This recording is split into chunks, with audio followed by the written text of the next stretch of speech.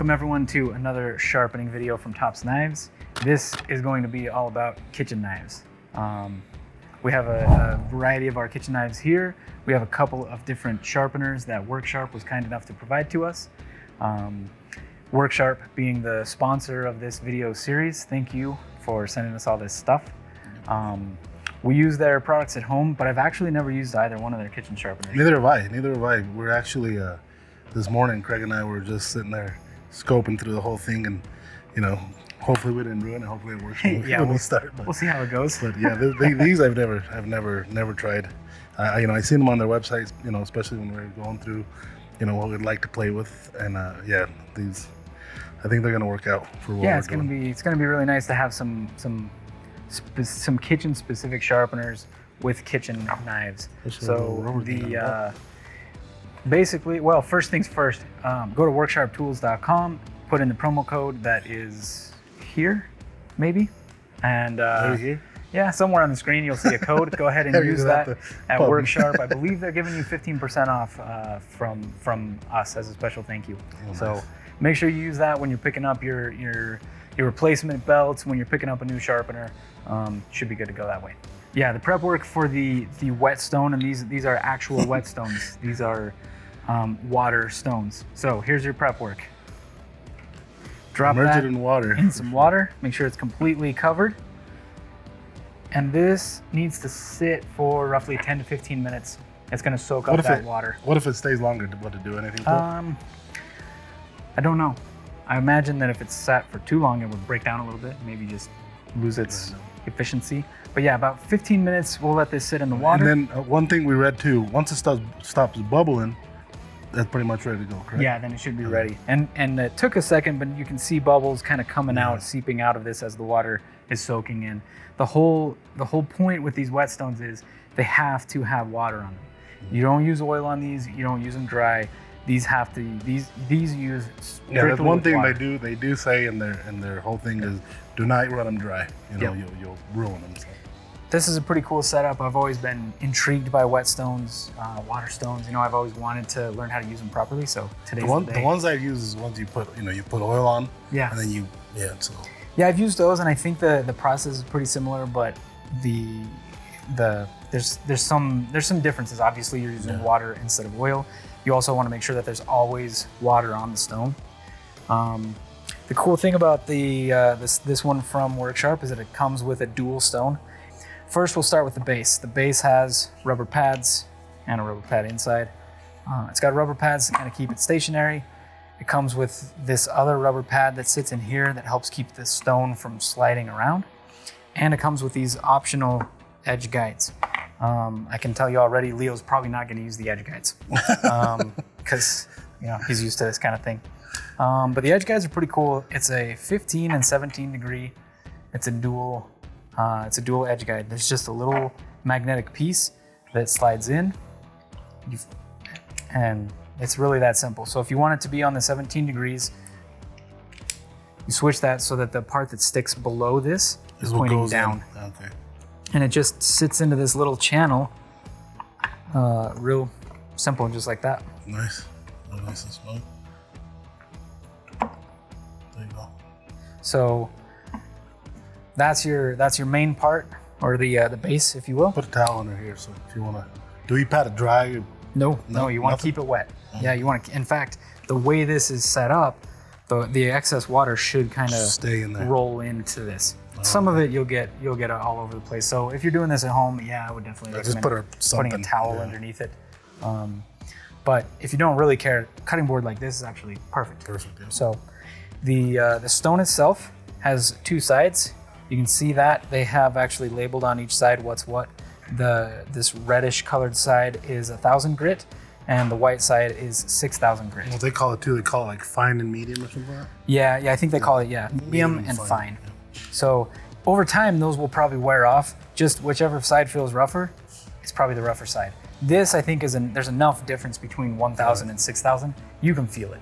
So, but if you do forget, go to their website and you'll be able to see it there. It's easy to kind of keep track.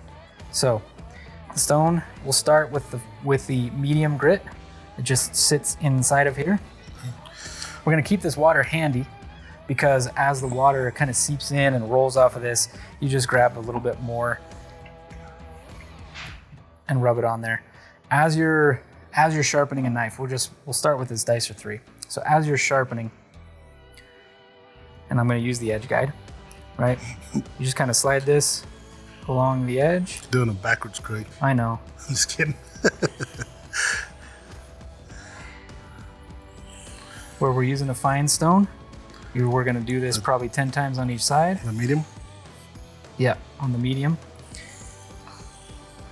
And as you kind of get into this, you'll see the water's just kind of pushing out of the way, and you'll see it start to get dark. That is what's called the slurry, and you actually want that. Basically, it's a little bit of the shavings from your knife and from the stone mixing together, and that's supposed to help the sharpening process. So you want that slurry. And I was not counting. That was roughly 10.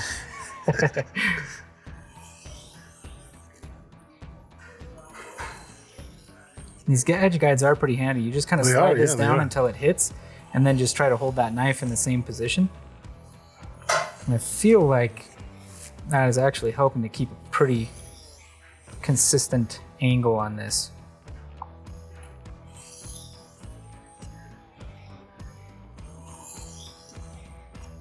And again, you're not really pushing hard into this stone. You're just kind of letting the stone do the work.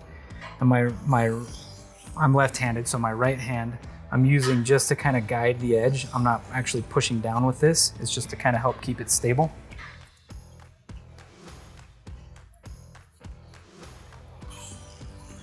So whetstones, I would say this is more of a, you got time on your hands. Yeah, this is when you want to put a razor edge on your hunting knife before you go hunting type. Yeah, it's one of those things where it's like you're going to invest some time into doing this. You got time on your hands. You want to make sure that this thing is. You want to get a stool. You want to get a beer and just enjoy this one. Yeah. This one's gonna take time. So I feel like this is one of those things where you got to enjoy the process of sharpening, or maybe the whetstone's not the right call for you. If you enjoy the process of sharpening. Get him. I can send it back to top. Still sharpening fast. Yeah. Sometimes though, I do actually like to just sit down with a stone and sharpen. So it's kind of funny that I've actually never used a whetstone before today.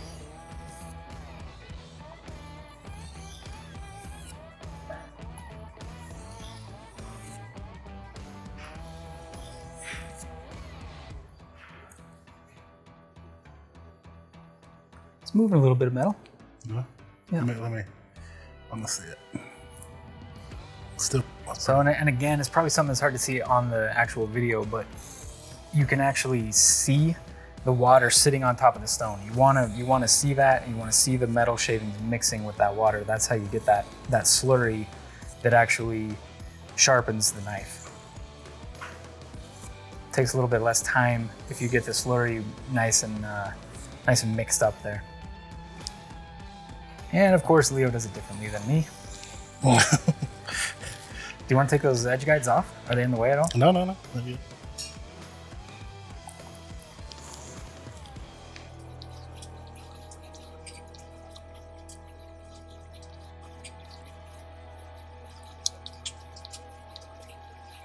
Another thing to keep in mind with these stones, we've got the 1,000 grit and 6,000 grit.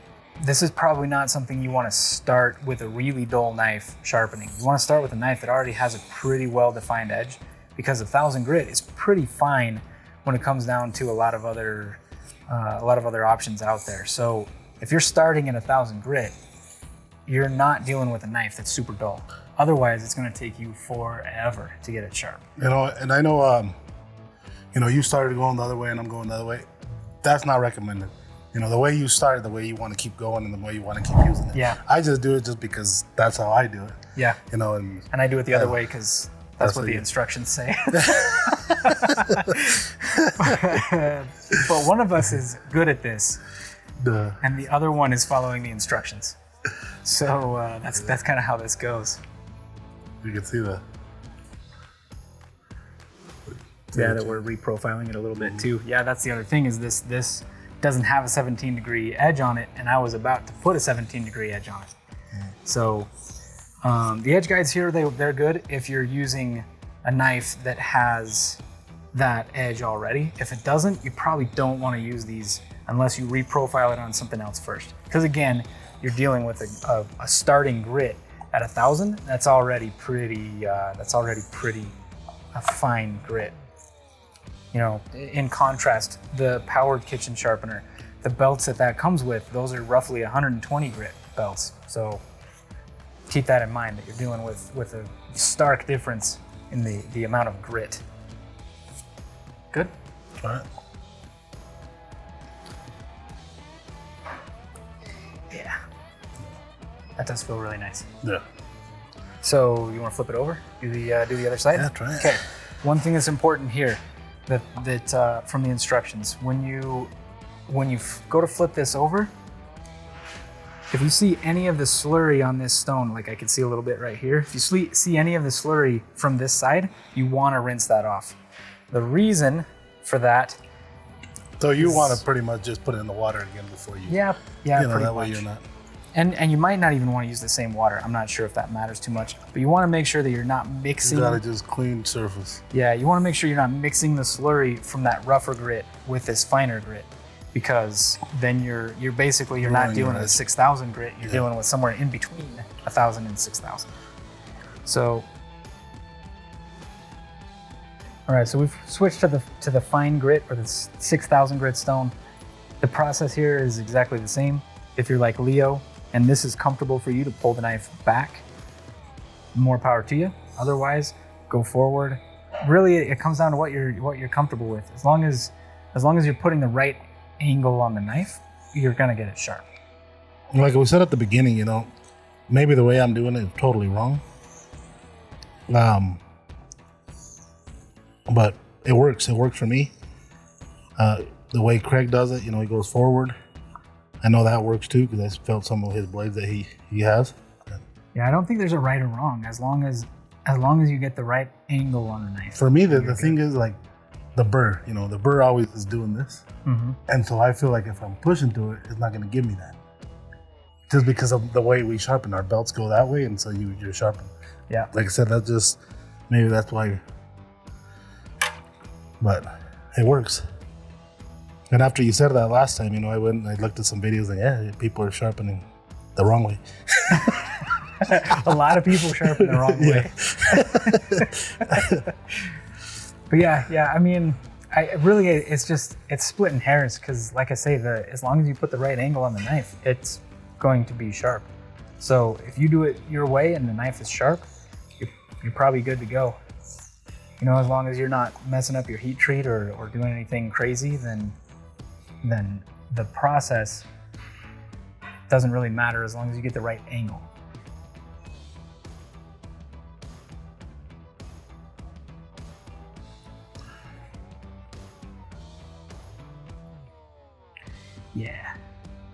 Yeah, you can feel even after not too many passes on that 6,000 grit, this is... You feel a bite. You just touch that, you feel that bite. Oh yeah. Right. Plus, the longer you go on the 6,000 grit, I'm gonna pull these off because we are not at 17 degrees. I'm just gonna move those out of the way for now.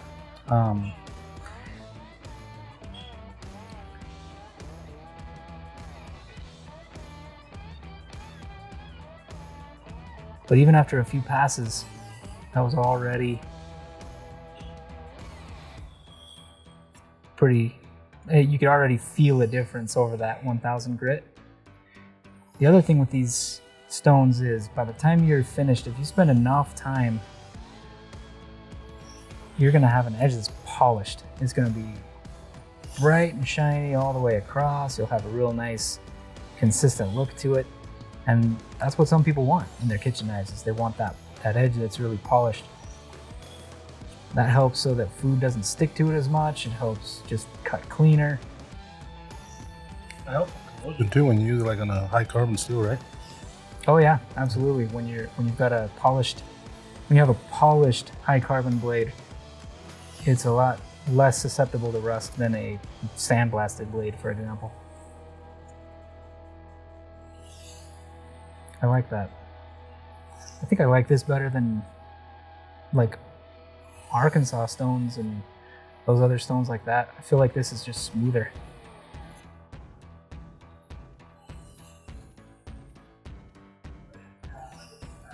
What I would probably do, and this is me personally, I would probably get a piece of, one with leather and just do the final, touch up on that. Yeah, with a strop. Because like a strop, leather strop or a leather block. Yeah, the leather strops are cool because they get all I don't have the patience to get that shiny polished edge on it. Just, if it cuts, it's going to work. Did I ruin it or did I keep it? Oh, it's there. You feel it back. Yeah, good. So, everyone, leave a comment on the video. Let us know what you think. If you have suggestions for how we can improve, I'm sure you'll let us know. If you have other knives you want to see us use, first what we're trying to do is show you some of the different sharpeners out there, basics on how to use them. We'll get into the weeds on some other videos about specific knives. We'll talk about longer knives. We'll talk about the tracker. We'll talk about different sharpeners depending on where you are and what you're doing. So this is a great this is a great sharpener for the kitchen.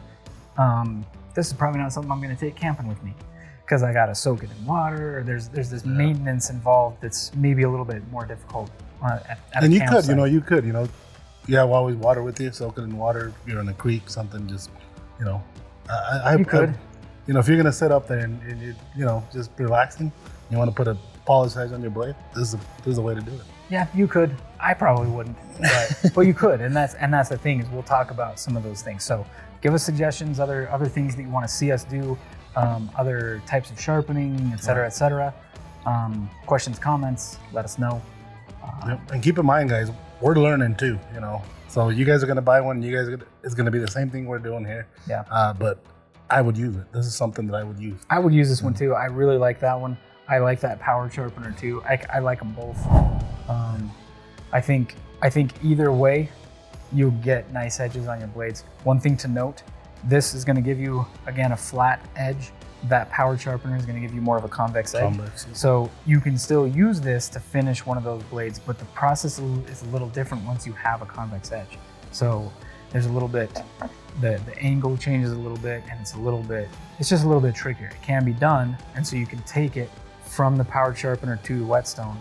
But for the most part, this is kind of an either or thing, at least for me. Yeah, absolutely. If I got to the point where I was a little more expert in this, then I'd feel comfortable doing that. But it's definitely a learning process, and it's something that I think everybody really should spend some time doing. Yeah, knives. It's cool to have knives. They're gonna go dull no matter who makes them. They're gonna go dull. Learning how to sharpen your own knife instead of sending it in and waiting the 2 weeks to get it back, or a week and a half, or whatever it is, and you can put an edge on your blade. Do it. Yeah, absolutely. Yeah, I think it's an important skill for anybody that has tools, which is pretty much everybody. Absolutely. So, okay. Yeah. Again, thanks Russ's Kitchen here in Idle Falls for letting us borrow this, amazing workspace that they have. So. Yeah. They cool. So Rush has really hooked us up by allowing us to use their space to do these videos. If you're in the Idaho Falls area, come check them out. They're downtown, right by the river. This is actually my first time in here. They've got some great stuff. They've got all sorts of kitchen gadgets and it looks like they have some quality gear in here too. Yeah, seriously, it's hard to keep the focus on the video because you're just looking around. Yeah, this is not what you're gonna find at Walmart. No. This is some you got some quality stuff here for sure. So yeah, come check them out. Yeah. Okay. Thanks everybody. Thanks for Appreciate watching. it.